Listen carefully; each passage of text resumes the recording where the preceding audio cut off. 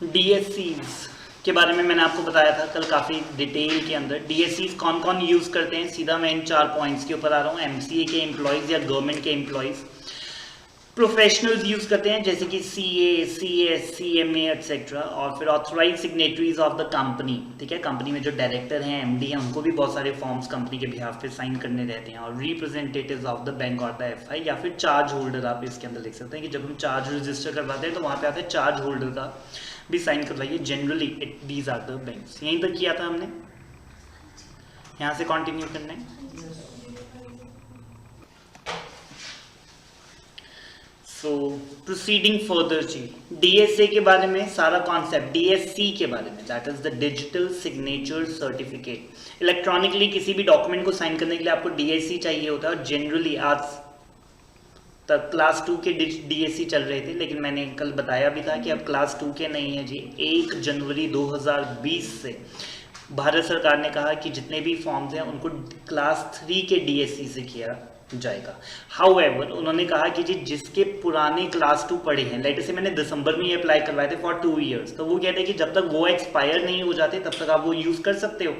लेकिन 1 जनवरी के बाद से अगर किसी ने भी डीएससी बनवाने हैं तो क्लास 2 नहीं बनेंगे, उसके क्लास 3 ही बनेंगे, ठीक है।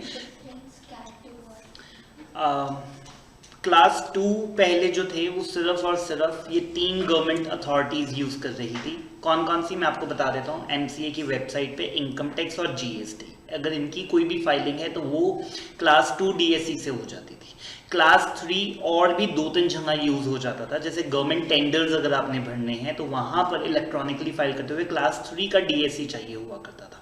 बट क्लास 2 सिर्फ ये 3 जगहों पर ही यूज किया जा सकता था, इसके अलावा कहीं और क्लास 2 को यूज नहीं कर सकते थे। लेट से आपने और मैंने कोई कॉन्ट्रैक्ट करना है, उसमें क्लास 2 डीएससी नहीं यूज हो सकता, क्योंकि क्लास 2 की लिमिटेड अकाउंटेबिलिटी थी कि वो सिर्फ इन्हीं वेबसाइट पे इन्हीं कंप्लायंस के लिए यूज किया जा सकता है। बट क्लास 3 कंपैरेटिवली ज्यादा जगहों पे यूज किया जा सकता है। सिक्योरिटी वाइज भी फर्क है, ठीक है। उसका जो कोड है वो बेटर है, ठीक है। और फाइन, मैं फिर से पढ़ रहा हूँ। कहता है कि एक पर्सन जिसको डीएससी चाहिए, एक पर्सन जिसको डीएससी चाहिए, requiring the DSC can approach the certifying authority. Certifying authority कोई भी हो सकता है, जैसे कि Sify, it may be the TCS, it may be the पास की, काफ़ी सारे आते हैं जी। मैं आपको लिस्ट भी दिखा दूंगा, एमसी की वेबसाइट पे गिवन भी है कि अगर आप डीएससी अप्लाई करना चाहते हैं तो आप कहाँ कहाँ, कौन कौन से सर्विस प्रोवाइडर्स हैं जो ये services, yes. So many other, काफ़ी लंबी चौड़ी लिस्ट है, 20-25 हैं जी, ठीक है। और जो कि ये सर्टिफाइंग अथॉरिटीज़ हैं, सर्टिफाइंग अथॉरिटीज़ ने पहले गवर्नमेंट ऑफ इंडिया से अप्लाई किया और सर्टिफाई करने की परमिशन ली। जब इनको परमिशन मिल गई आईटी एक्ट के अंदर, उसके बाद से सर्टिफाई करना शुरू कर देते हैं। तो अगर आपको और मेरे को डीएससी चाहिए तो हम किसके पास जाएंगे? हम सीफी के पास जाएंगे, हम टीसीएस के दफ्तर जाएंगे, ऑनलाइन भी जा सकते हैं, आजकल तो ऑनलाइन सब कुछ हो जाता है। आइडेंटिफाइड बाय द एमसीए, जिसको एमसीए ने आइडेंटिफाई कर रखा है, और वहां पर आपको ओरिजिनल सपोर्टिंग डॉक्यूमेंट्स उनको अपने दिखाने पड़ेंगे, या फिर सेल्फ अटेस्टेड कॉपीज उनको देनी पड़ेगी for the issuance of DSC. सबका अलग अलग प्रोसीजर है जी। जैसे कि आप जियो का सिम लेने जाते हैं तो कुछ और प्रोसीजर है, एयरटेल का लेने जाते हैं तो कुछ और। केवाईसी सबने देखना है, कोई कहता है कि सब बस ओरिजिनल की हमें स्कैन करवा दो, कोई कहता है कि सर फोटोकॉपी दोगे वो भी चलेगा, ठीक है। सो केवाईसी आपको सबको देना ही पड़ेगा, आधार कार्ड और पैन कार्ड तो देना ही पड़ेगा, उसके बिना आपको डीएससी नहीं मिल सकते, बिकॉज डीएससी में ये इन्फॉर्मेशन आपकी लिखी रहती है। Next, DSC can also be obtained wherever offered by some CA using the eKYC based authentication. Hereby the supporting documents are not required. ठीक है। बीच में ना बहुत जगहों पर ऐसा था कि आप आइए और सिर्फ उनके पास ना एक मशीन रहती थी, ठीक है, और वो आधार बेस्ड होती थी। उसमें वो कहते थे कि बस आप अंगूठा लगा दीजिए, ठीक है, और उसी में आपकी वेरिफिकेशन हो जाएगी। बीच में पेटीएम ने इस तरह से केवाईसी करवाया कि सर आप बस आकर अंगूठा कर दीजिए और वो आपके बायोमेट्रिक से अपने आप सारा डाटा उठा लेगा और आपकी वेरिफिकेशन हो जाएगी कि आप सीए राघव सिंघानिया हो, ठीक है। सो इस तरह से ये डीएससी वालों ने भी किया हुआ था। तो वो कहते हैं कि आजकल केवाईसी भी हो जाती है और उसके अंदर डॉक्यूमेंट्स वगैरह कुछ भी देने की जरूरत नहीं है। जब सिस्टम ने बोल दिया कि सर ये आपका नाम है, इन दैट केस आपको कुछ भी करवाने की और जरूरत नहीं है। पॉइंट नंबर 3, ये जो सर्टिफाइंग अथॉरिटीज हैं ये फिर आपको डीएससी इशू कर देंगे, जिनकी वैलिडिटी 1 साल या 2 साल हो सकती है। Registration of the DSC is one time activity on the MCA portal. ठीक है। अब आपने वो डीएससी लेटर से, प्लीज ये बात थोड़ी ध्यान से सुनना, अब वो डीएससी मैंने 2 साल तक यूज करना है, मेरे को डीएससी मिल गया, वो डीएससी मैंने 2 साल तक यूज करना है, मुझे सिर्फ पहली बार यूज करने से पहले उसे एमसीए की वेबसाइट पे रजिस्टर करवाना पड़ेगा। जैसे वो एक बार रजिस्टर हो गया, उसके बाद मैं उसे 2 साल जितनी मर्जी बार यूज कर सकता हूं। उसके बाद 2 साल के बाद जब वो एक्सपायर हो जाएगा, मैं नया डीएससी लेकर आऊंगा, तब मुझे दोबारा से रजिस्टर करवाना पड़ेगा, ठीक है। इसी तरह से इन्होंने तो सिर्फ एमसीए लिख के छोड़ दिया, आपको बता रहा हूं, आपको जीएसटी की वेबसाइट पे भी रजिस्टर करवाना पड़ेगा, आपको इनकम टैक्स की वेबसाइट पे भी रजिस्टर करवाना पड़ेगा, बट सिर्फ पहली बार जब आपने वो डीएससी लिया। लेकिन उसके बाद आप उसे जितनी मर्जी बार यूज करें, बार बार आपको रजिस्ट्रेशन करवाने की जरूरत नहीं है, 2 साल तक, लाइफ टाइम के लिए नहीं। तो इन्होंने वन टाइम एक्टिविटी बोल तो दिया, बट ओनली फॉर 2 ईयर्स, जब तक वो डीएससी वैलिड है। उसके बाद जब आप नया डीएससी लेकर आएंगे तो आपको दोबारा से रजिस्टर करवाना पड़ेगा। All the companies, public private companies not having the share capital limited by share और गारंटी और द अनलिमिटेड कंपनी, इन सबको registration of the DSC of the director और द मैनेजर और द सेक्रेटरी की प्रोविजन को follow करना पड़ेगा। और जो फॉरेन डायरेक्टर्स हैं उनको भी डीएससी लेना पड़ेगा from the Indian certifying authority. वो उन्होंने कहा सर हम अपने देश में ले लेते हैं, ओरेकल से ले लेते हैं, गूगल से ले लेते हैं। हमने कहा वो इंडिया से सर्टिफाइड नहीं है, वो इंडिया में नहीं चलेंगे। इंडिया की अथॉरिटी ने जिसको सर्टिफाई कर रखा है, सिर्फ आप उन्हीं से लीजिए, ठीक है। सो टीसीएस से लेना पड़ेगा, सीफी वगैरह से ही लेना पड़ेगा। आपने कहा सर गूगल ने भी लेना शुरू कर दिया, तो ठीक है, अगर गूगल को भी इंडिया की सरकार ने परमिशन दे दी, फिर आप गूगल वाला भी यूज कर सकते हैं। चाहे आप फॉरेन डायरेक्टर हैं, अगर आप डीएससी बनवाना चाहते हैं तो आपको इंडिया की ही सर्टिफाइंग अथॉरिटी से लेना पड़ेगा। अभी गुड, चलेंगे आगे। Payment of the stamp duty, 2 minute पहले मेरे से सुनेंगे जी। इंडियन स्टैम्प एक्ट है जी हमारे पास, किसी को ईयर बताओ?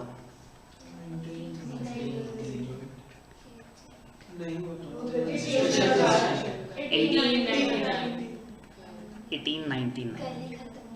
अच्छा, कल ही खत्म, फिर तो बहुत नालायक है बच्चे सारे अगर कल ही खत्म हुए, ठीक है। 1899 के अंदर हमने आपको कहा कि आपको स्टैम्प ड्यूटी पे करनी पड़ेगी ऑन द सम डॉक्यूमेंट्स। जब उनको रजिस्टर करवाया जाएगा तो आपको स्टैम्प ड्यूटी पे करनी पड़ेगी। ये बात कहां पर लिखी है? रजिस्ट्रेशन एक्ट में।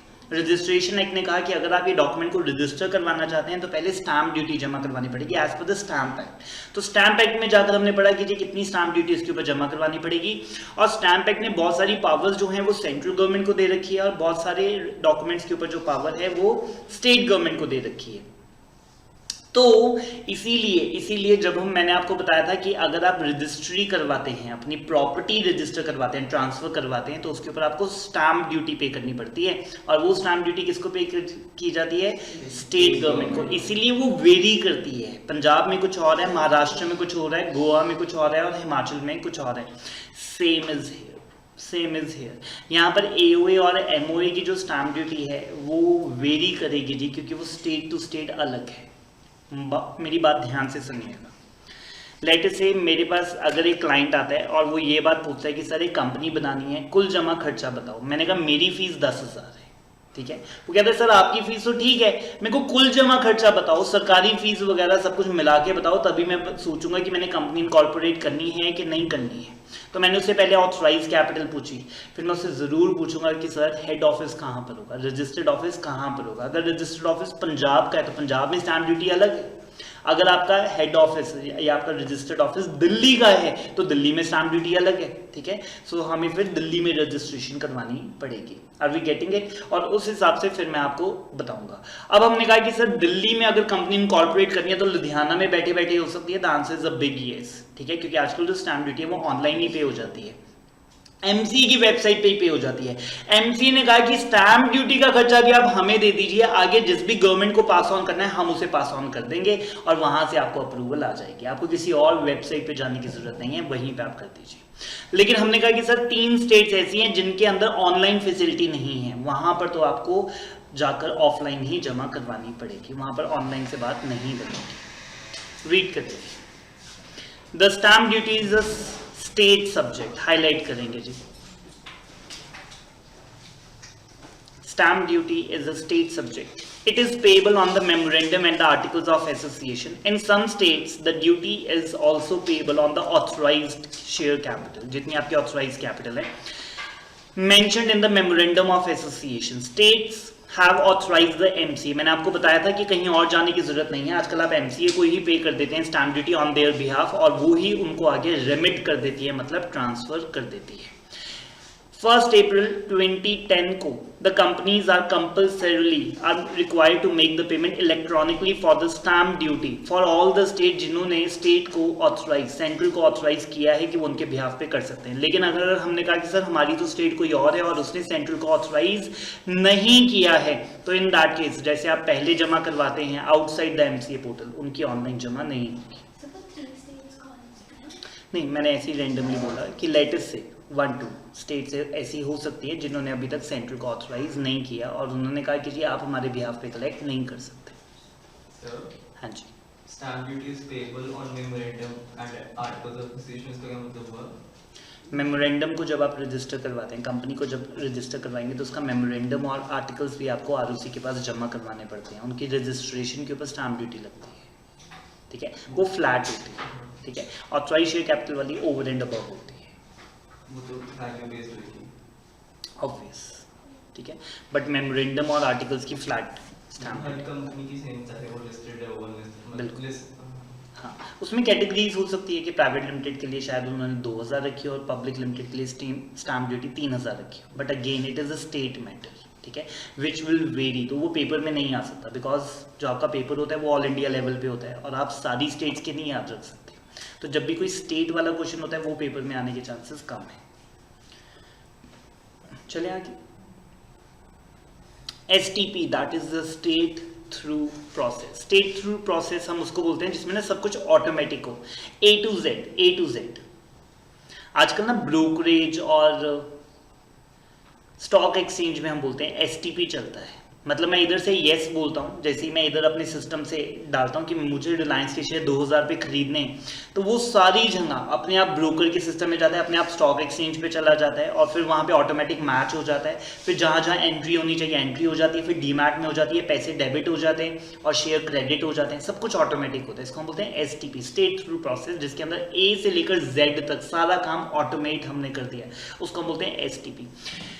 Some e-forms are identified as the informatory in the nature. These forms are filed under the STP and may be examined by the registrar at any time on the suo motu on the receipt of the information or the complaint from any source, ठीक है जी। तो वो कहते हैं जो forms आपके informatory in the nature हैं वो अपने आप उस डॉक्यूमेंट में जाकर सेव हो जाते हैं, ड्राइव में जाकर उस कंपनी के फोल्डर में जाके सेव हो जाते हैं। आर्ट रजिस्ट्रार हमने कहा सर इसको देख सकता है, ऑब्वियसली सुओ मोटो, उसको खुद ब खुद मन में आया कि इस कंपनी का फॉर्म मैं देखना चाहता हूं तो वो देख सकता है, या फिर किसी ने आपकी कंप्लेंट की है तो भी वो उस फॉर्म को देख सकता है। बट STP का क्या मतलब है, मैं फिर से बोल रहा हूँ, फुली ऑटोमेटिक, 2 वर्ड्स में अगर बताऊं तो फुली ऑटोमेटिक, जो A to Z सारा काम ऑटोमेटिक होता है। रीसबमिशन, हमने कोई फॉर्म भरा जी और वो थ्रू नहीं हुआ, इन दैट केस आपको वो रीसबमिट करवाना पड़ सकता है। मैं रीड कर रहा हूं आपके लिए। Where the registrar on examining any such application or the e-form or the document finds it is necessary to call for further information, ठीक है जी, आपने कोई फॉर्म सबमिट करवाया, रजिस्ट्रार को लगा कि ये इनकम्प्लीट है और आपसे कुछ और इन्फॉर्मेशन भी मंगवाई जानी चाहिए, और फाइंड द एप्लीकेशन और the e form to be defective और इनकम्प्लीट, 2 केसेस हैं, या फिर तो वो इनकम्प्लीट था या वो कंप्लीट था फिर भी उसके मन में आया कि जी ये 2 बातें और आपसे पूछनी है, फिर से बोल रहा हूँ, या फिर तो वो था ही इनकम्प्लीट, आपको 20 पॉइंट बताने थे, आपने बताए ही 19। दूसरा केस, मैंने 20 के 20 बताए, उसके मन में कोई और बात उठ गई कि ये बात भी हमें पूछनी चाहिए, 21वां पॉइंट उसके मन में आया। In any respect, he shall give the intimation of such information, और या फिर defect या incompleteness noticed electronically, और by placing it on the website, या फिर वो email कर देगा जी आपको, that is the email address of the person of the company which has filed such application or the e-form or the document, directing him कि आप हमें ये information furnish करें या उस defect या incompleteness को दूर करें। कैसे? by resubmitting the application। यही तो हम पढ़ रहे हैं, resubmission। फिर से बोल रहा हूँ, रजिस्ट्रार को कोई इन्फॉर्मेशन और मंगवानी है या फिर उसे आपकी इन्फॉर्मेशन में कोई डिफेक्ट या इनकम्प्लीट लगा, तो तीनों केसेस में वो आपको रिप्लाई करेगा वेबसाइट पे या आपको ईमेल करके पूछेगा और आपको वो फॉर्म को रीसबमिट करना पड़ेगा। Email the intimation, if the email is not available आप उसे पोस्ट कर देंगे वेबसाइट के ऊपर। आरओसी आपको 15 दिन का टाइम देता है फॉर द रीसबमिशन, और no further information is provided, या फिर आपने दोबारा भी इनकम्प्लीट ही दे दिया, in that case we may reject the form.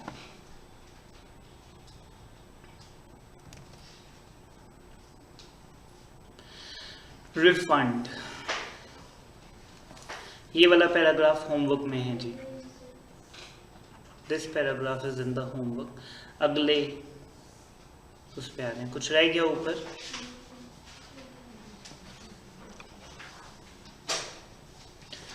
आइए जी, रिफंड हमने कहा कि सर एमसीए पे हमने जो फीस जमा करवाई है उसका रिफंड हो सकता है, तो हमने कहा हो तो सकता है, बट फॉलोइंग 3 केसेस के अंदर पेपर पॉइंट ऑफ व्यू से इंपॉर्टेंट है कि वो कौन कौन से केसेस हैं जिसमें एमसीए आपको आपका पैसा रिफंड कर सकती है। Point number 1, multiple payments. ठीक है जी, मैंने एक बार ही पेमेंट की और वहां पर जी एक्नॉलेजमेंट नहीं आई, मेरे को लगा ही नहीं कि पेमेंट हुई कि नहीं, मैंने दोबारा कर दिया और बाद में 5 मिनट के बाद दोनों पेमेंट मेरे अकाउंट से चली गई। तो हमने कहा कि सर एक फॉर्म की एक बार पेमेंट करनी थी, गलती से 2 बार हो गई। ठीक है, या फिर कंपनी ने सीए को कहा था आप पे कर देना, और कंपनी ने खुद भी पे कर दिया और हमने भी पे कर दिया, या फिर 2 लोगों को ऑथराइज किया था, दोनों ने पे कर दिया। तो हमने कहा कि sir this includes the cases where the service seeker does the multiple filing of the e-form Inc 7 और the old form 1 और the कोई भी आपका जो फॉर्म है, ठीक है, फॉर्म यहाँ पे irrelevant है जी, ई फॉर्म्स ये तो आप रहने दीजिए कि फॉर्म नंबर कौन से, किसी भी फॉर्म के लिए, and makes the payment more than 1 time, जिसको हम बोलते हैं multiple times for the same service,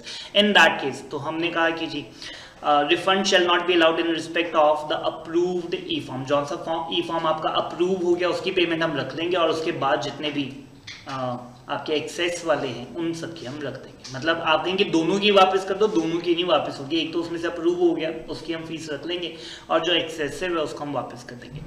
incorrect payments, ठीक है जी, पेमेंट कर रहा था 5000 की जगह एक 0 एक्स्ट्रा दब गया और 50,000 की पेमेंट होगी। ठीक है, वैसे आपको बता रहा हूँ जनरली आप नहीं पेमेंट में कॉलम में फिल करते, वहाँ पे ऑटोमेटिक अमाउंट आती है कि इसके 500 रुपये हैं, और आप सीधा मेक पेमेंट दबाते हो। ठीक है, बट स्टिल वो कहता है कि जी where the service seeker had made the payment in respect of the e form और द स्टैम्प ड्यूटी और इनकरेक्ट ऑप्शन, या फिर under the pay miscellaneous fee facility के अंदर जाकर जी उसने गलत पेमेंट अगर कर दी है तो आप उसका भी रिफंड ले सकते हैं। और द एक्सेस पेमेंट,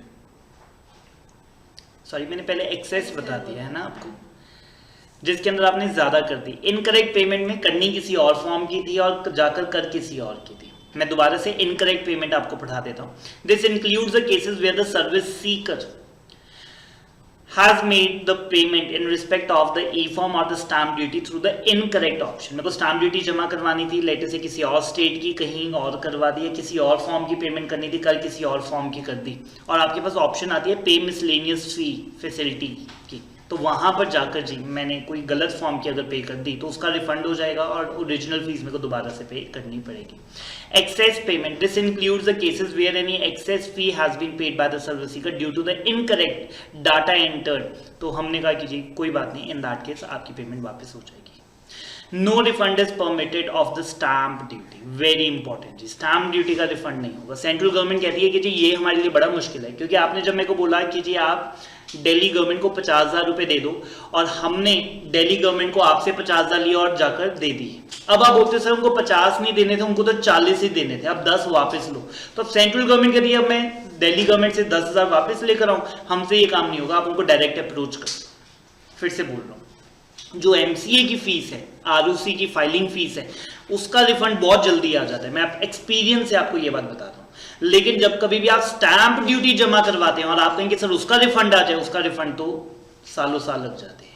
ठीक है, और उसके लिए आपको फिर एमसीए की वेबसाइट भी हेल्प नहीं करती, क्योंकि एमसीए वेबसाइट कहते हैं कि sir we are the mediator, आपने मुझे दी, मैंने जाकर दिल्ली गवर्नमेंट को दे दी, अब आप बोल रहे हो रिफंड चाहिए। ठीक है, इन that case I can not help you. आप डायरेक्टली उनको अप्रोच करो, डायरेक्टली मेल लिखो, चिट्ठी लिखो, जाकर उनके दफ्तर बैठ जाओ, मेरे को नहीं पता क्या करना है। ठीक है, बट यू डायरेक्टली कॉन्टेक्ट।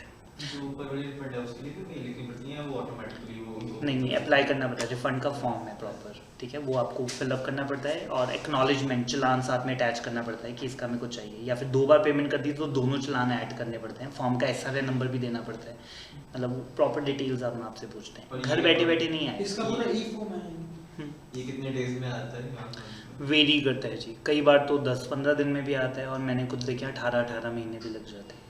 ठीक है, मतलब कुछ भी स्टैटिक नहीं है, फिक्स नहीं। पेमेंट पे डिपेंड है कि पेमेंट अगर बड़ी है नहीं, पेमेंट पे नहीं डिपेंड करता जी, कॉम्प्लेक्स केस कितना है उस पर डिपेंड करता है। अगर आपका केस बड़ा सिंपल सा है फिर तो बहुत जल्दी आ जाता है, ठीक है, बट अगर वो बहुत मुश्किल वाला है, पेचीदा है, फिर मुश्किल है, फिर टाइम लग जाता है। ओके, बाहर जाके सर इस केस में फिर वो डिनोटिंग वाला कंसेप्ट होता है, वो नहीं अप्लाई होगा? फिर से बताना। सर ने कल कराया था डिनोटिंग वाला, मतलब जितनी सरप्लस है वो आगे एडजस्ट हो नहीं, इसमें ऐसा कोई कॉन्सेप्ट नहीं, वो इनकम टैक्स में है, जीएसटी में, मैनी अदर लॉज के अंदर है जी। बट यहाँ पर एमसी की वेबसाइट पे ऐसा कोई फंडा नहीं है कि मेरा पुराना क्रेडिट चल रहा है वो आप एडजस्ट कर दो। No refund is permitted of the stamp duty. The person is required to approve the concerned state और द टेरिटरी में जाकर आपको डायरेक्टली उनको अप्रोच करना पड़ेगा जी। और refund process is not applicable in the following forms. अगर आपने इंस्पेक्शन के लिए पैसे दिए थे, मैंने बताया आपको 100 रुपये देने पड़ते हैं और आप किसी भी कंपनी के कोई भी डॉक्यूमेंट्स को चेक कर सकते हैं। तो इंस्पेक्शन के लिए अगर आपने 100 रुपया दिया, अगले दिन आप कहते हैं सर 100 रुपया वापस कर दो, वो वापस नहीं होगा। आपने लेनी है सर्विस लो, नहीं लेनी ना लो, 100 रुपये वापस नहीं होंगे। Request for the certified copies, ठीक है, सेम मोर और less. Payment for the transfer deeds, stamp duty और आईईपीएफ की कोई पेमेंट है वो भी वापस नहीं होगी। फाइन। और वो कहता है कि सर रिफंड फॉर्म भरना पड़ेगा, तो हमने कहा हाँ जी। हमने कहा उसकी फीस कितनी है, तो हमने कहा नहीं उसकी कोई फीस नहीं है। पता लगा 500 का रिफंड है और रिफंड फॉर्म भरने की फीस 1000 है। ठीक है, so it would be very complicated कि 500 रुपये रिफंड लेने के लिए 1000 रुपया खर्च करना पड़ता है। तो हमने कहा कि सर रिफंड फॉर्म की कोई फीस नहीं है, वो आप फ्री ऑफ कॉस्ट भर सकते हैं। रिफंड फॉर्म जो है it is to be filed within the stipulated time period. Also there should be a deduction in the amount of the refunded cases. Obviously ये ना पूरी अमाउंट नहीं रिफंड करते जी, 80%, 90%, 70% इस तरह से रिफंड करते हैं कि आपने हमारा दिमाग खर्च करवाया है और इसकी फीस फुल नहीं करते जी, कभी भी नहीं करते। And the mode of payment जो है वो चेक से या फिर आजकल तो सारा ऑनलाइन ही होता है जी, जिस अकाउंट से पेमेंट की होती है उसी के अंदर वापस आ जाते हैं। Online inspection of the documents, the documents filed online once taken on the record of the ROC। बड़ी अच्छी बात उसने कही, कहता है अगर ROC ने वो डॉक्यूमेंट को रिजेक्ट नहीं किया, मतलब आपका फॉर्म एक्सेप्ट कर लिया, अपने रिकॉर्ड्स पे चढ़ा लिया, उसके बाद आप उसे पब्लिक व्यू के अंदर जा सकते हैं after making the requisite fee. But आपने कोई फॉर्म भरा था जो ROC ने रिजेक्ट कर दिया, वो फॉर्म ऑनलाइन नहीं मिलेगा। आप सोचें कि इंस्पेक्शन के अंदर मैं वो फॉर्म चेक कर लूँ, वो फॉर्म आपको ऑनलाइन नहीं मिलेगा। सिर्फ वो फॉर्म जो कि ROC ने एक्सेप्ट किए और जिनको ऑन रिकॉर्ड अपने रजिस्टर्स में एंटर कर लिया। और these documents which are in the domain of the public documents including the documents relating to the incorporation charges, annual return, balance sheet, change in the directors, ये सारे आप देख सकते हैं। सर्टिफाइड कॉपी अगर आप उनसे लेना चाहते हैं तो इसकी अलग से फीस रहेगी। ठीक है, of the documents can also be obtained by anyone so interested. For this purpose there is an option mentioned in the option, you have to mention the number of pages in the document for which आपको certified copy चाहिए और उसके फिर पर page के हिसाब से charges भी होंगे। सर्टिफाइड कॉपी मतलब कि ROC अपनी मोल लगा कर दे कि जी ये डॉक्यूमेंट हमारे रिकॉर्ड्स के हिसाब से इस डेट के हिसाब से बिल्कुल ठीक और करेक्ट है। ठीक है, एक में तो सिर्फ डॉक्यूमेंट की कॉपी मिल रही है, दूसरे में सर्टिफाइड कॉपी। ठीक है, मेरे को लेटर से कोर्ट कचहरी का कोई मामला है और उन्होंने कहा कि सर इसकी ऑथेंटिसिटी क्या है कि ये वैलिड डॉक्यूमेंट, आप तो प्रिंट आउट निकाल के ले आए, ठीक है, इसकी ऑथेंटिसिटी क्या है। तो मैंने कहा कि सर फिर मेरे को सर्टिफाइड कॉपी लेकर आनी चाहिए थी, तो आप ROC से सर्टिफाइड कॉपीज भी मंगवा सकते हैं। Good to go. ये फीस हुई है ना 100 रुपीज इंस्पेक्शन की। ई फॉर्म्स के बारे में पढ़ना जा रहे हैं जी, स्टार मार्क करेंगे, थोड़ा इंपॉर्टेंट है। E form, an e form is only a re-engineered conventional form. जो पहले कन्वेंशनल फॉर्म होता था उसी को हमने ऑनलाइन री इंजीनियर कर दिया जी, मतलब ऑनलाइन कन्वर्ट कर दिया। From notified and represents a document in the electronic format for filing the MC authorities through the internet. This may be either a form filed for the compliance or the information purpose, और an application seeking the approval. अब ये form में क्या है मेरे को नहीं पता, कहता है कि जी आपने शायद कोई कंप्लायंस की है, आपको कि बोला गया था कि पहले ये पूछना पड़ेगा फिर आप कर सकते हो, बताना पड़ेगा, तो आपने कोई कंप्लायंस की है, आपको इन्फॉर्मेशन देना चाहते हैं या फिर आप परमिशन ले रहे हैं। जैसे मैंने आपको बताया था इंक 28, ठीक है, RDA MCA से जब भी आपको परमिशन लेनी होती थी तो आपको इंक 28 फॉर्म भरना पड़ता था। तो वो कहते हैं कि जी अगर आपको कोई परमिशन लेनी है तो उसके लिए भी सारे फॉर्म यूज होते हैं। Due to the technical updates these forms are updates regularly, star mark करेंगे जी, ये बहुत इंपॉर्टेंट पॉइंट आपको यहाँ पे बताना चाहता हूँ। ये फॉर्म्स बहुत फ्रीक्वेंटली अपडेट किए जाते हैं। आपकी नॉलेज के लिए बता रहा हूँ, आप फॉर्म को सिर्फ तभी फिलअप करें जब आपने वो अपलोड करना है, ठीक है। लेट अस से आज मैंने इनकम टैक्स की MCA की वेबसाइट पे गया और वहां से CHG1 डाउनलोड किया, ठीक है, पूरा भर दिया, उसमें 3 पॉइंट्स की इंफॉर्मेशन मेरे को मिली नहीं। मैंने कंपनी को बोला कि सर ये इंफॉर्मेशन मेरे को प्रोवाइड करवा दो, उन्होंने वो इंफॉर्मेशन मेरे को प्रोवाइड की, लेकिन 10 दिन के बाद, 10 दिन लग गए। अब 10 दिन के बाद जब मैं वो फॉर्म अपलोड करने लगा तो उन्होंने कहा कि जी फॉर्म तो एक्सपायर हो गया, ठीक है, दोबारा से डाउनलोड करो और पूरा फॉर्म दोबारा से भरो, ठीक है। इसमें आप कहोगे कि सर हमारी मेहनत की तो बात है, तो इसमें क्या बुराई है, मैं पहले वही फॉर्म अपलोड करने की कोशिश कर लेता हूं और अगर नहीं हुआ तो मैं दोबारा से भर दूंगा। ये इतना सिंपल नहीं है। क्यों? आपने तो वो फॉर्म भर दिया, फिर आपने MD के DSCs उसमें अटैच करवाए, तो आपने पहले कंपनी में मेल कर दी, फिर वहां से आए, फिर आपने बैंक में भेज दिया कि जी DSC अटैच करो, उन्होंने भी अटैच किया, फिर आपने अपने DSC लगाए और अब आप जब अपलोड करने लगे तो आपको पता लगा फॉर्म तो एक्सपायर हो गया, ठीक है। और जब MD के दफ्तर में वही डॉक्यूमेंट दोबारा से साइन होने जाएगा, देन दे विल से कि ये किस अनप्रोफेशनल बंदे को आपने दे दिया, एक ही फॉर्म में से दूसरी बार साइन करवा रहा है या तीसरी बार साइन करवा रहा है, ठीक है। सो मैं फिर से बोल रहा हूँ, फॉर्म को तभी डाउनलोड करें हमेशा जिस दिन भी आपने भरना है, चाहे आपने कल ही डाउनलोड किया था, फॉर्म भरना अगर शुरू नहीं किया तो मेरी आपको एक एडवाइस है फ्रॉम माई एक्सपीरियंस, हमेशा फ्रेश फॉर्म डाउनलोड करो ROC की वेबसाइट से, शायद वो रात को ही अपडेट हुआ, ठीक है। और ROC की वेबसाइट पे बहुत फ्रीक्वेंटली फॉर्म अपडेट किए जाते हैं, तो आप वो फॉर्म को लेटेस्ट भरें जिस दिन DSC आपने अटैच करने हो सारे। सर इसका सिग्निफिकेंस क्या है, टाइम टू टाइम एक्सपायर करना और अपडेट करना? अपडेट कर देते हैं जी, नई कॉलम्स ऐड कर देते हैं, तो ऑब्वियसली मतलब कोई भी नई इंफॉर्मेशन चाहिए, ठीक है, नए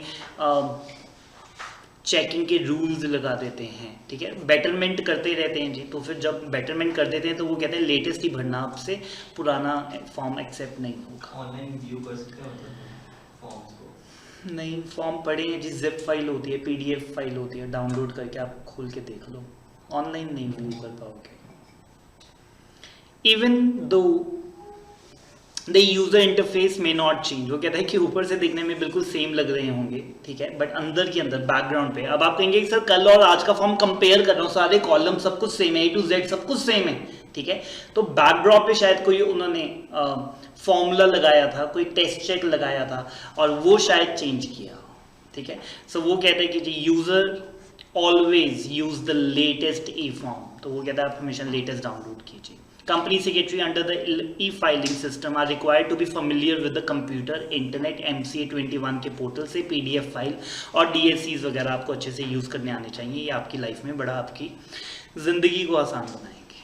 तो हमने कहा कि सर MCA 21 पे e-फाइलिंग करना चाहते हैं, क्या क्या चाहिए, तो कहते हैं सबसे पहले तो आपको रजिस्टर करवाना पड़ेगा जी, अपनी MCA की वेबसाइट पर अपना एक लॉगिन ID क्रिएट करना पड़ेगा, ठीक है, जैसे मेरा भी एक लॉगिन ID बना हुआ है। After the class I will show you. Sir ये प्रोफेशनल है?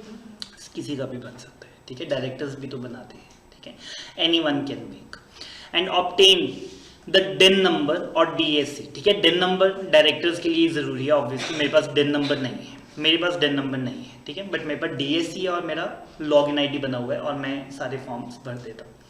हार्डवेयर और सॉफ्टवेयर, तो हमने कहा कि जी कम से कम ये सारे आपको चाहिए। P4 computer with the printer, Windows जो है 2000 वाली भी चलेंगी, XP आई, विस्टा आई, 7, 10, 12 जौन सी भी चल रही है जी, वो सारी आप इसके अंदर चला सकते हैं, बट हमने लेटेस्ट बता दी 200 से पुरानी नहीं चलेगी, इससे एटलीस्ट 200 तो, कोई किसी के पास विंडोज़ 97 अभी भी चल रही हो, ठीक है, सो वो कहता है कि वो नहीं। इंटरनेट एक्सप्लोरर 6.0 वर्जन और अबव, गूगल क्रोम चलेगा, मोजिला फायरफॉक्स, इन सब के अंदर आप कर सकते हैं। फिर एडोब रीडर का वर्जन जो है जी 9.4 से 10.14 के बीच में कोई भी होगा तो चलेगा। स्कैनर वो कहते हैं आजकल तो स्कैनर चाहिए ही नहीं जी, 200 DPI, ठीक है, ये पिक्सल वगैरह बता रहा है। आजकल तो सारे आप मोबाइल से ही कर लेते हैं, कैम स्कैनर और मैनी अदर्स। कैम स्कैनर तो चलो बंद हो गया। सो PDF फॉर्मेट के लिए, और जावा आपको चाहिए रहेगा जी, और लेटेस्ट जावा जो ओरेकल का चलता है तो वो जावा आप ओरेकल की वेबसाइट से डाउनलोड करके जावा भी रन कर सकते हैं। तो ये सारी चीज़ें चाहिए। उसके बाद ये फॉर्म आपकी वेबसाइट पे, आपके कंप्यूटर पे ठीक से चलेंगे और अपलोड होने पाएंगे।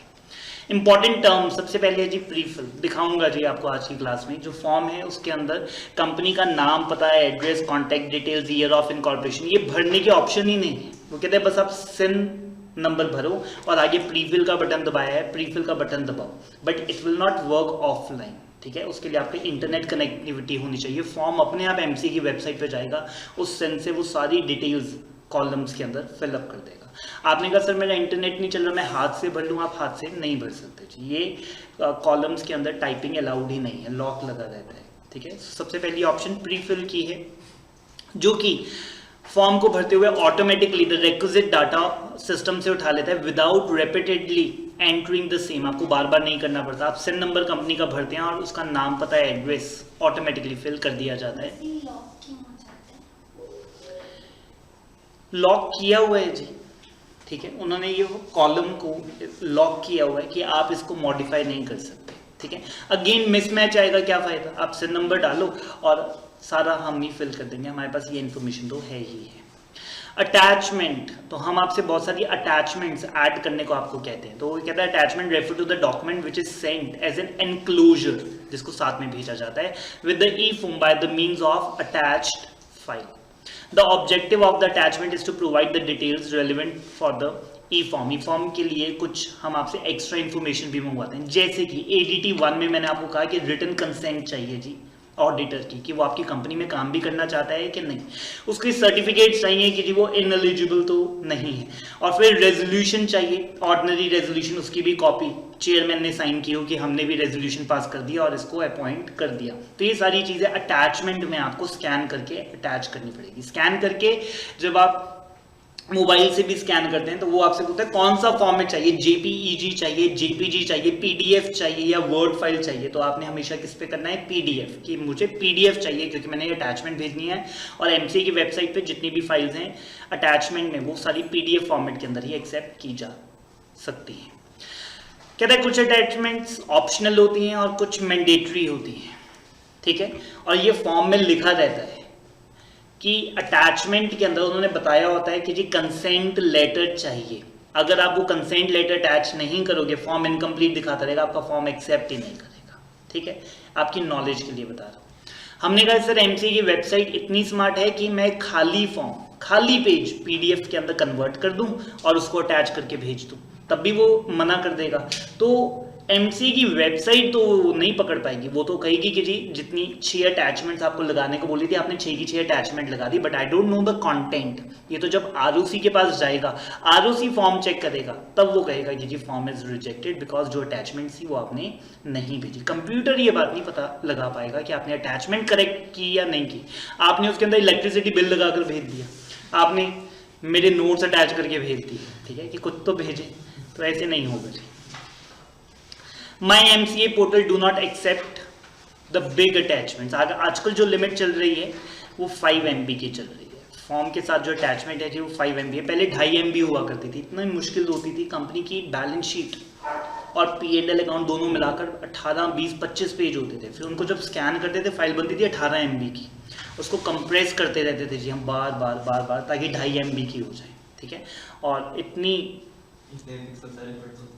हाँ, मतलब उसको ऑब्वियसली क्वालिटी तो उसकी डिग्रेड होनी ही है, और इतनी बारी करते थे जी, मतलब मैं आपको बता नहीं सकता, क्योंकि बड़ी बार ऐसा होता था कि 2.6 MB की फाइल बन गई, ठीक है, उसको दोबारा से सेव किया 2.55 की MB की बन गई, फिर सारा फॉर्म दोबारा से भरो, सारी अटैचमेंट, सारे सिग्नेचर दोबारा से अटेंड करो। अब 5 MB कर दिया तो थोड़ी सी रिलैक्सेशन। 3 ही कर दिया था, नहीं 3 मेगाबाइट्स नहीं 5 MB, ठीक है। इनकम टैक्स की वेबसाइट पे जो बैलेंस शीट और P&L अलग अलग जाते हैं जी, वो बोलते हैं 25 MB, 25 MB की बैलेंस शीट, 25 MB का P&L लिखा, वहाँ पे खुली डुली छूट है जी, ठीक है। कोई कंप्रेशन नहीं करनी, एज इट इज़ अच्छे से अच्छे स्कैन अपलोड करते हैं। Next is the modify. अगर आप फॉर्म को मॉडिफाई करना चाहते हैं तो एक बात ध्यान से सुनेंगे जी, अगर किसी ने साइन कर दिए हैं, ठीक है, लेटेस्ट उस फॉर्म पे 4 लोगों के साइन होने थे, किसी एक ने भी साइन कर दिए, या 2 ने साइन कर दिया, 3 ने साइन कर दिया, 4 ने साइन कर दिया, किसी ने भी अगर साइन कर दिया उसके बाद वो फॉर्म मॉडिफाई नहीं हो सकता, ऑब्वियस, ठीक है। आपने मेरे को कुछ और दिखा के फॉर्म मेरे से साइन करवा लिया, उसके बाद आपने मॉडिफाई कर दिया, ये क्या बात है, ठीक है। और जैसे ही अगर आपने उसे मॉडिफाई का बटन दबाया तो वो कह दे कि जी you will lose the DSCs, और जैसे ही आपने कहा कि जी still you want to modify, अगर आपने कहा यस तो फिर वहां से DSC गायब हो जाएंगे जी, ठीक है। वो सारा फॉर्म अनसाइंड हो जाएगा अगर उस पर ऑलरेडी किसी के साइन थे तो इन द नटशेल साइन के बाद फॉर्म मॉडिफाई नहीं हो सकता। अगर आप उसके बाद भी जबरदस्ती मॉडिफाई करेंगे तो साइन उठ जाएंगे, फिर आपको दोबारा से साइन करवाने पड़ेंगे 4 के, ठीक है, अगर उस फॉर्म पे 4 साइन होने हैं तो। रीड करते हैं, कहते हैं कि जी पहले आप चेक फॉर्म करते हैं, अभी चेक फॉर्म क्या है अगले पेज पे बताऊंगा। उसके बाद जो फॉर्म है वो लॉक हो जाता है, अगर चेक फॉर्म में कोई भी गलती नहीं आती तो आपका फॉर्म लॉक हो जाता है, उसके बाद उसे एडिट नहीं किया जा सकता। अगर आप उसके बाद कोई ऑल्ट्रेशन करना चाहते हैं तो आपको मॉडिफाई बटन दबाना पड़ेगा। If the user wants to modify the form after the pre scrutiny, अब ये भी आपको नहीं पता जी, ठीक है, ये 2 चीजें हैं, एक चेक फॉर्म और एक प्री स्क्रूटनी, आगे आएंगे, दोनों आएंगे, 2 मिनट के लिए इनको होल्ड पे रखिएगा। और वो कहता है कि the user can get the e form और विच एवर फील्ड, जो अगर आप चेंज करना चाहते हैं तो आप उसे मॉडिफाई कर सकते हैं, इसमें कोई प्रॉब्लम नहीं है। लेकिन मैं फिर से बता रहा हूँ, चेक फॉर्म के बाद भी मॉडिफाई हो सकता है, प्री स्क्रूटनी के बाद भी मॉडिफाई हो सकता है, लेकिन साइन होने के बाद वो मॉडिफाई नहीं हो सकता है। चलेंगे आगे, DSCs उठ जाएंगे जी अगर आप मॉडिफाई कर देंगे तो। रेडियो बटन पेपर में आते हैं जी एक नंबर के अंदर। रेडियो बटन मैंने यहाँ पे एक पिक्चर इमेज आपके लिए लगाई है जी, जिसमें मल्टीपल ऑप्शंस होती हैं, आपको कोई एक पे आप क्लिक करते हैं तो वो फिल हो जाता है, उसका सर्कल फिल हो जाता है, तो इसको हम रेडियो बटन्स कहते हैं, इनको हम रेडियो बटन्स कहते हैं। तो वो कहते हैं frequent use of the radio buttons are done in the e form. हम आपको 3-4 ऑप्शंस देते हैं, न्यू कंपनी, एग्जिस्टिंग कंपनी, कौन सी कंपनी, तो आप उसके आगे गोला लगा देते हैं कि जी ये वाली कंपनी है। और while filing the e form one of, कोई एक टिक आपको लगाना पड़ेगा, it may be out of 2 और मोर रेडियो बटन्स, ठीक है, और सबके आगे एक बटन बना होगा और आपको उस पर क्लिक करना रहता है। एक होता है चेक बॉक्स, ठीक है, जिसमें आप दबाते हैं तो फिर इस तरह से, बट आपकी सिर्फ नॉलेज के लिए बता रहा हूं, MC के फॉर्म्स में जो चेक बॉक्स है, जब मैं उसके ऊपर टिक लगाता हूं, मतलब उसको क्लिक करता हूं कि मेरी कंपनी में ये है, तो वहां पे क्रॉस बना आता है, ठीक है। यहाँ पर मैंने जो बनाया है उस पर टिक बना हुआ है, बट उस पर क्रॉस बनाता है कि yes I have selected this, ठीक है। तो लेटर से उन्होंने चेक फॉर्म में पूछा कि आपकी कंपनी में paid up share capital 10 lakh से ज्यादा है, ठीक है, तो फिर मैंने उसके ऊपर कहा कि येस करना है, तो फिर मैं उसके ऊपर क्लिक करूंगा तो वहां पे क्रॉस बनाता है कि yes.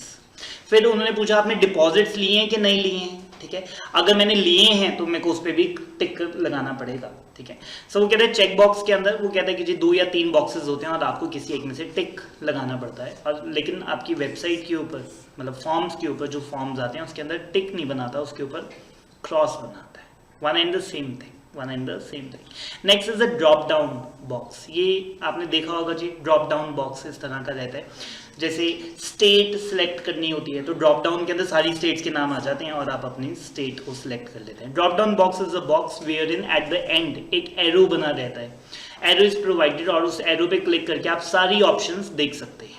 And one which is required to highlight, और जौन सी आपकी फेवरेट है, जौन सी आपने सिलेक्ट करनी है, आप उसे क्लिक करेंगे तो वो हाईलाइट हो जाती है और वही फॉर्म के अंदर फिल की जाती है। टेक्स्ट बॉक्स जिसमें कोई ऑप्शन नहीं दी जाती, एक खाली बॉक्स इस तरह का बना रह जाता है और उसमें आप जो भी चाहें वो हाथ से फिल कर सकते हैं। इट मे बी हम आपसे आपका पैन नंबर पूछ रहे हैं तो वहां पर ड्रॉप डाउन नहीं होगा, वहां पे टेक्स्ट बॉक्स होगा कि अपना पैन नंबर आप यहाँ पर भर दीजिए, कंपनी का सिन नंबर आप भर दीजिए, ये एक टेक्स्ट बॉक्स होगा। Text box is meant to provide the details on the relevant point by the person filling the e-form. Space is provided is generally adequate, जिसमें आप text लिख सकते हैं. However, if the space is not sufficient for the particular matter, तो आप annexure में वो information देख सकते हैं. Country code obviously, आप country code कर सकते हैं। स्टॉक एक्सचेंज का जो कोड है, all the stock exchanges of the country have been divided into 2 categories A and B. Listed companies are required to mention the stock exchange जहां पे उनके स्टॉक्स लिस्टेड है। फाइन, मैं आपकी नॉलेज के लिए पूछना चाहता हूँ, हैंड रेज करके आप मेरे को बताएंगे। मेरे को पता है कि ये आसान क्वेश्चन है। लेट से आपकी कोई भी कंपनी है, ठीक है, आपने कोई नई कंपनी बनाई और आप उसे लिस्ट करवाना चाहते हैं, आप BSE पे करवाएंगे, NSE पे करवाएंगे कि दोनों पे करवाएंगे? ऑप्शंस मैं फिर से बोल रहा हूँ, आप BSE पे करवाओगे, NSE पे करवाओगे या दोनों पे करवाओगे, या दोनों में से किसी पे भी करवा सकते हो। 4 ऑप्शंस दे दी मैंने। हाउ मेनी ऑफिस की सर BSE पे करवाएंगे? ये पुरानी है बहुत, ठीक है, एशिया की ओल्डेस्ट स्टॉक एक्सचेंज है। हाउ मेनी ऑफिस की सर NSE पे करवाएंगे? लेटेस्ट पे जाते हैं ना, क्यों आउटडेटेड पुरानी पे जाएंगे? ओके, थर्ड ऑप्शन जी, हाउ मेनी ऑफिस की सर दोनों पे करवाएंगे? सर NSE तो सीजनल, मतलब जो कभी-कभी इन्वेस्ट करते हैं उनके लिए होती है। अच्छा, that's new to me. How many office के साथ दोनों में से किसी भी एक पे करवा लो, randomly toss a coin, head आ गया तो NSE पे करवाओ, नहीं तो फिर BSE पे करवाओ। Okay, so the majority says कि किसी पे भी करवाओ। ओके, बट अगर आपको पता हो, ठीक है, मेजॉरिटी ऑफ द कंपनीज दोनों पे लिस्टेड है, मैं NSE इंडिया खोलता हूँ और वहाँ पे डालता हूँ टाटा मोटर्स, तो वो बताता है शेयर कितने का चल रहा है, और साथ में मैं BSE इंडिया खोलता हूँ वहाँ पे डालता हूँ टाटा मोटर्स, तो वहाँ पे भी कुछ चल रहा है। Same is for the Reliance, same is for the Infosys, same is for the 10,000 other companies. तो फिर जनरली सारे दोनों पे करवा रहे हैं, किसी एक पे नहीं करवा रहे। सर आपने वो भी बताया ना, अगर हम एक पे करते तो ऑटोमेटिकली दूसरे पे भी हो जाएगा। नहीं, ऐसा तो मैंने कभी भी नहीं कहा, और ना ही इन्फॉर्मेशन सही है। NSE और BSE अलग अलग हैं जी, ये दोनों एक थोड़ी ना, कोई मिरर इमेज थोड़ी ना कि एक में दिखाई और दूसरे में अपने आप आ गए। Not gonna happen. चलें फिर आगे। हाँ जी, दोनों के लिए और अगर सर BSE बिजनेस के लिए अच्छी होती है। और NSE जो है वो सीजनल है, जैसे दिवाली दिवाली पे।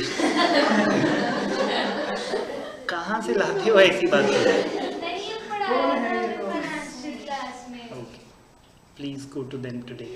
और उनके दोनों पे यार कहाँ से आती है?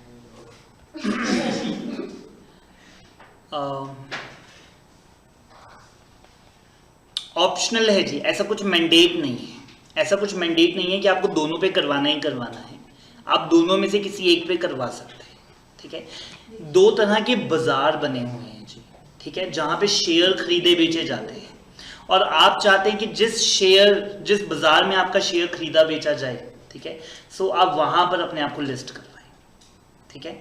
आजकल ज़्यादा वॉल्यूम, ज़्यादा लोग NSE पे जाते हैं, ठीक है। NSE बाद में आई, लेकिन BSE को सुपरसीड कर चुकी है। कोई भी शेयर, मैं अभी अगर आपको खोल के दिखाऊं तो रिलायंस के शेयर अगर आप देखेंगे कि NSE पे कल कितने खरीदे और बेचे गए और BSE पे कल की डेट में कितने खरीदे और बेचे गए, तो NSE वाले ज़्यादा होंगे। कंपनी इसी स्टॉक एक्सचेंज को क्यों ऐसे प्रेफरेंस देगी? उसको थोड़ी बहुत फायदा हो रहा है। इसीलिए जो बड़ी कंपनीज हैं वो कहती हैं हम दोनों पे लिस्ट करवा लेते हैं, ताकि अगर कोई पर्सन NSE पे बेचना चाहता है वो NSE पे जाके बेच ले, कोई BSE पे जाके बेचना चाहता है तो दोनों पे कर ले। वॉल्यूम में भी बट दोनों में कुछ खास फर्क है नहीं, प्राइस भी दोनों में सेम ही चलता है। वॉल्यूम उसमें मतलब NSE में ज़्यादा क्यों ज़्यादा देते हैं? उन्होंने जी ज़्यादा लोगों को अपना ब्रोकर बना दिया, ठीक है। तो ज़्यादा लोग जब वहाँ पे ब्रोकर बन गए तो मैं डायरेक्ट तो वहाँ पे ट्रेड कर नहीं सकता, मेरे को ट्रेडिंग अकाउंट ब्रोकर के पास खोलना पड़ता है। जहाँ पे ज़्यादा लोगों को ब्रोकर बना दिया वो ज़्यादा कस्टमर्स ले आए, तो ज़्यादा रश वहाँ पे बढ़ गया, ठीक है। बट अगेन रश किसी को फील नहीं होता, बिकॉज एवरीथिंग इज ऑटोमेटिक, ठीक है, सब कुछ तो कंप्यूटर पे होना है। तो अगर 10 लोग आए या 10 करोड़ आए, it doesn't change a thing. Computer कहता है कि मैं तो सबको संभाल लूंगा, 10 करोड़ की जगह कल 100 करोड़ आएंगे तो भी। ये डिसीजन किसका होता है कि किस स्टॉक एक्सचेंज पे इन्वेस्ट करवाना है? बोर्ड का या मतलब मीटिंग होती है, जनरल मीटिंग होती है? नहीं, बोर्ड का जी, ऑब्वियसली जनरल मीटिंग और में। सो आई थिंक द डिपॉजिटरीज के 2 डिपॉजिटरीज होना चाहिए। यस, फिर दोनों में ट्रेडिंग प्लेटफॉर्म भी सेम होता है। बिल्कुल A to Z।